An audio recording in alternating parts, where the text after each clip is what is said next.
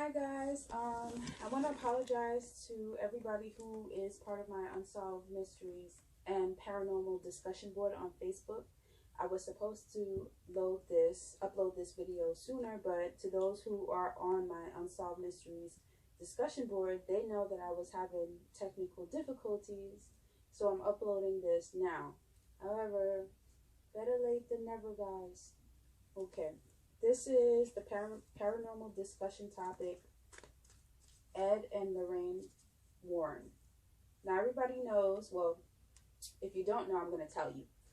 Ed and Lorraine Warren are self-proclaimed demonologists, with Ed being the investigator and Lorraine being the psychic medium.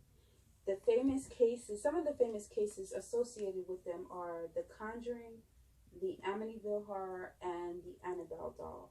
So I'm going to be looking at all three of those cases right now, see if there's any truth to them or anything like that. I'm mostly going to be using the pendulum because the pendulum is very direct and you can easily see.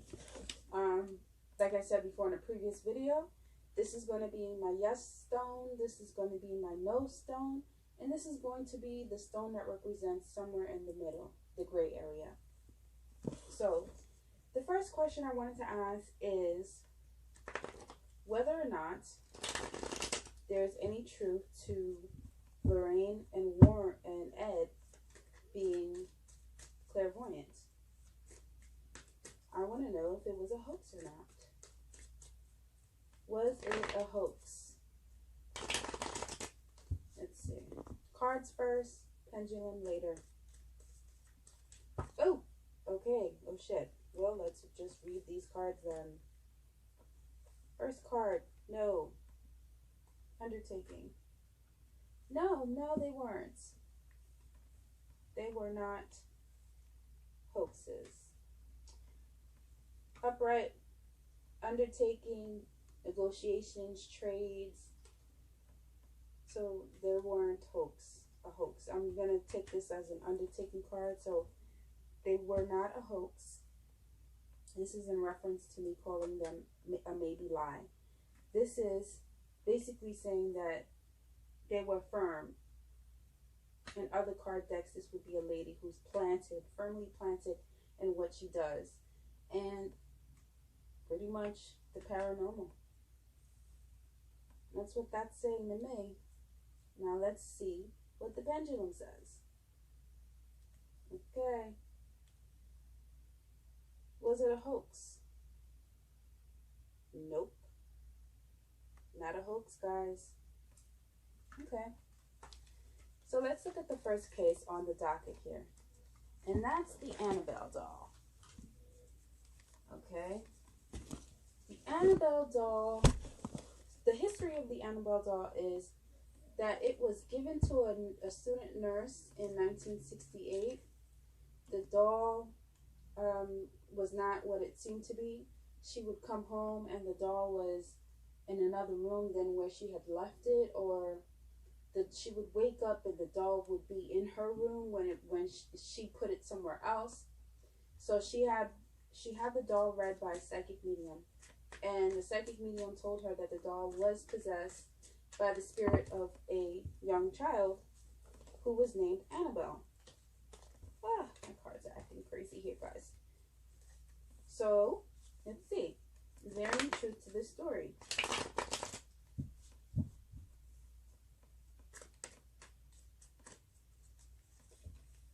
Yes. The pentacles representing stability. Yes, of stable mind. There is truth to this story. So, let's go to the pendulum. Okay, dear spirit, what have you got to tell us? Did this truly happen? Whoa. Okay. Alright, let's lift you and reset you. So the next question is the doll possessed? Answer. And I'm getting a yes. Okay, let's show that again, because that wasn't quite clear. Is the doll possessed, Spirit? Well, okay, well, that was clear. Okay. Is the doll possessed with the spirit of a young child?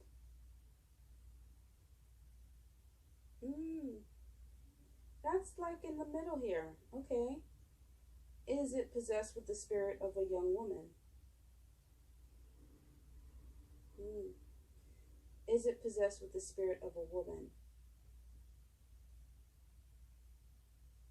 Is it an older woman? Oh, okay, so that's a yes. Is the woman named Annabelle? That's a no. Oh, that's kind of creepy. Okay. Is the spirit to remain in that doll forever? Okay. Kind of creepy. All right. Next story.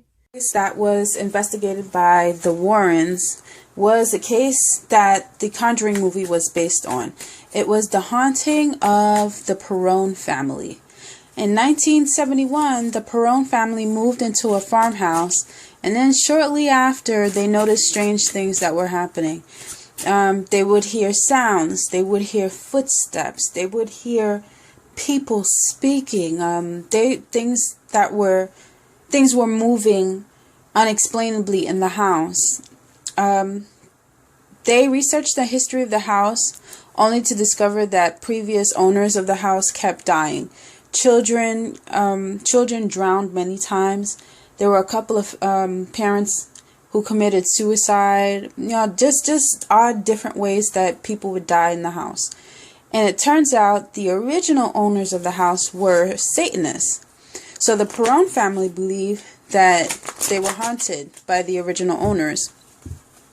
Lorraine and Ed Warren investigated the home, and they even conducted a seance. Now, during the seance, Mrs. Perron became possessed, and it was said that she began speaking tongues. So, the obvious first question would be, was the house haunted?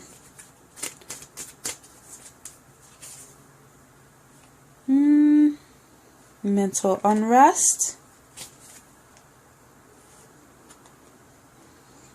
fast movements, mentally unrest, fast movements, and the Eight of Pentacles, change of mind or change of stability. So, okay, what this is saying is yes. There's no need, like this is a change of mind, right? But this is like, you don't have to think twice kind of thing.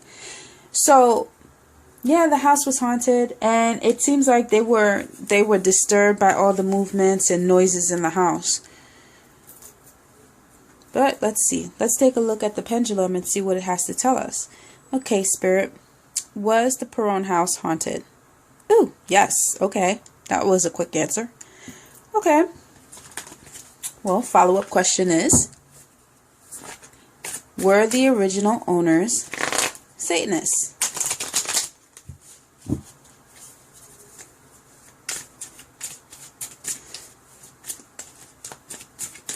Were they, you know what? I probably should go with the pendulum first and then go with the cards to give an in-depth explanation as to what was going on. So, were they Satanists? No. Okay. So what was going on? What was the deal?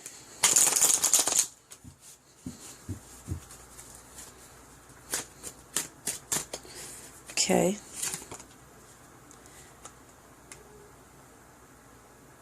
Okay, so not Satanists, it's not something that they were involved with. They didn't have a love affair with Satan per se. No. You know what I'm picking up? I am picking up witchcraft. I am picking up some kind of witchcraft, black magic or something to that effect. Some black magic. Yeah, there we go. This pretty much confirmed it. They were doing some things that I don't know I don't know why. It seems like they were trying to do something against someone, and you know what? They were trying to do something against someone. Must have been, I think it had to do with some kind of land or money, some kind of money that's supposed to have switched hands, or maybe a bill payer or a taxpayer. But it turned against them.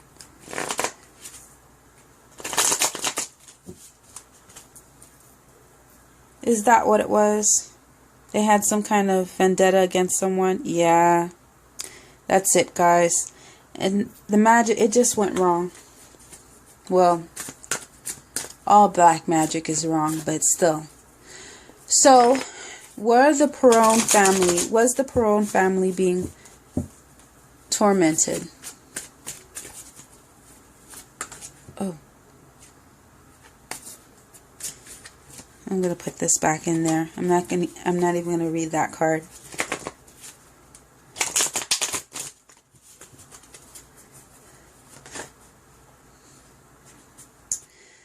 I probably should, since they keep wanting to turn around and come out.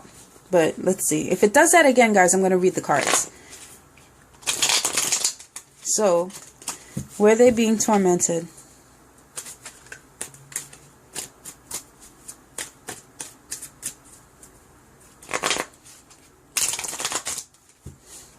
Whoops, I forgot I said I was going to go with the pendulum first. Was the Perron family being tormented? Yep. Okay. Oh, they were being attacked. Straight up attacked. Yep. No doubt about it. They were being attacked. Okay. There was a rumor that the original owner, the woman of the house, her name was Bathsheba, and she had supposedly murdered a neighbor's child. So, is this true? Is this true?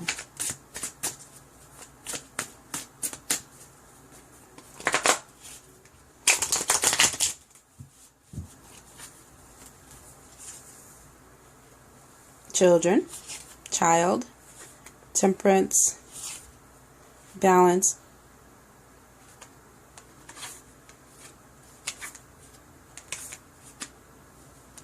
regret and despair,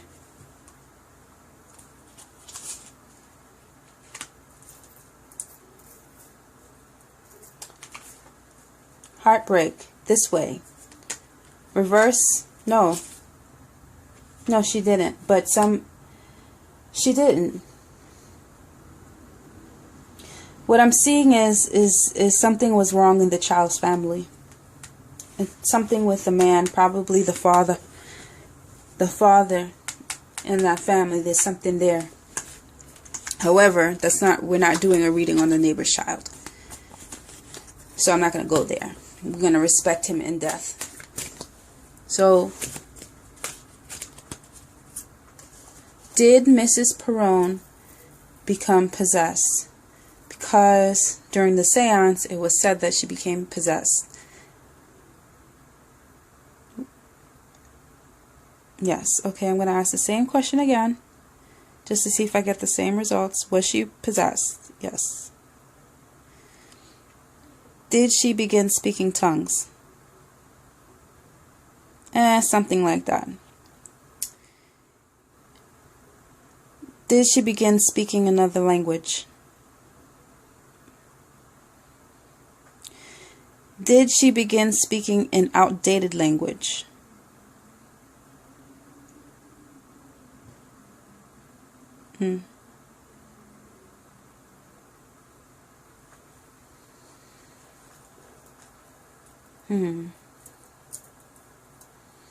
Sorry, Spirit, let me ask this again.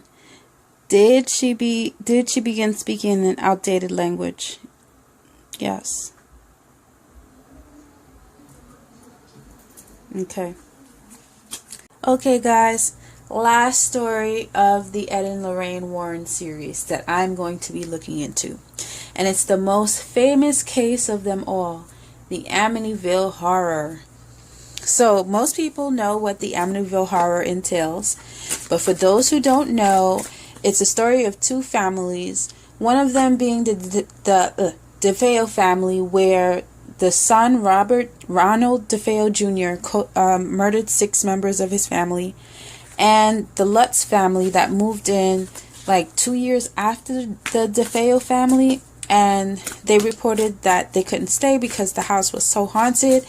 And they were driven out the house. Let's just say that. So, this is not going to take too long. I might be lying to myself. It might be a long video because, of course, this is the Amityville house we're talking about. You know what's crazy, guys? I live in New York, and every year or every 2 years, my family and I, we drive upstate, and we pass by Terrytown, where the Amityville house is. So we normally pass by the house once every 2 years or once every year. And I've always wondered to myself whether or not the house is haunted. When you pass by the house, you do get a spooky feeling, but I can't really say that it's because I feel anything from the house, because I have a biased opinion. I've seen all these movies, I've heard all these stories. So I figured, why not ask the tarot or spirit? Oh shoot, and you come flying right out. I was gonna say, is the house haunted, but this pretty much answers the questions. Yes, the house is haunted. That's a major arcana card that decides that wants to fly out. So let's go and ask the pendulum. Spirit, is the house haunted? Well, there we go. Alright. Well, why did Robert DeFeo murder his family? What was the real cause behind him murdering his family?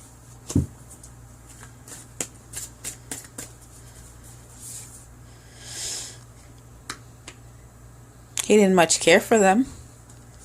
A lack of emotion. The Queen of Swords. That's interesting. Arguing, fighting, bitterness.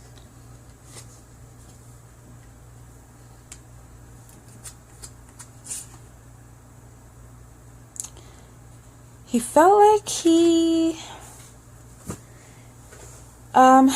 lacked control, or is it that he just didn't have a voice? Is that what it was, Father? He didn't have a voice? No. Okay, so in this sense, if he lacked control, does that mean he was demonically possessed?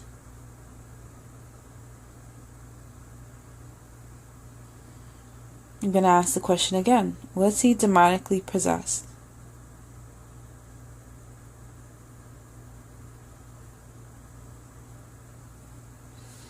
Was he just an evil, wicked person?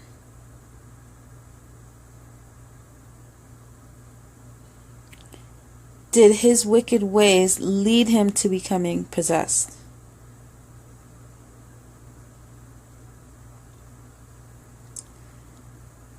Would he have killed his family regardless?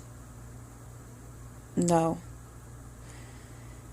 Is it a case of him being a horrible person plus the negative energy in the house? No.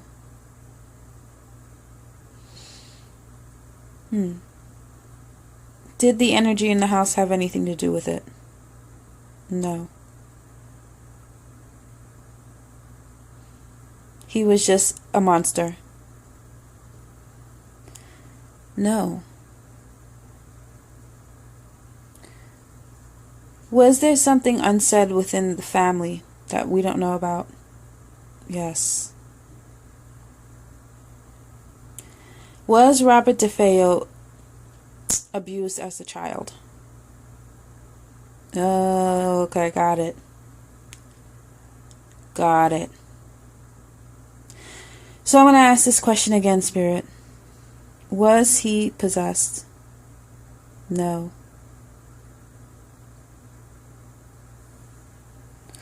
Okay. Now, with that being said, did he have mommy issues? Oh, okay. Is that who the Queen of Swords is in this reading? Okay, got it.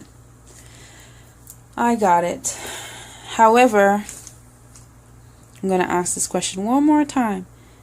The house is possessed. Got it.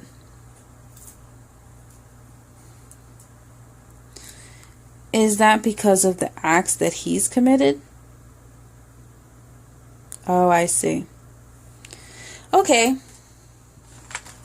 So, there is some negative energy surrounding the house before they got in the house. However, I can't say that the house was haunted before, because what I'm seeing is that there was something in the family that was not made public.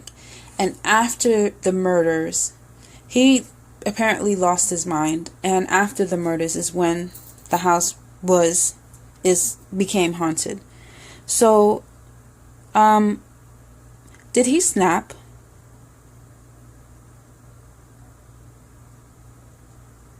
Was there sexual abuse?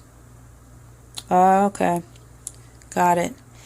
Anyways, thank you guys so much for joining me on this video. I enjoyed it. I had fun, except for the portions where I got very creeped out and extremely hot. But you know what? I'm a glutton for punishment, so hopefully you guys will join me on my next video. See ya.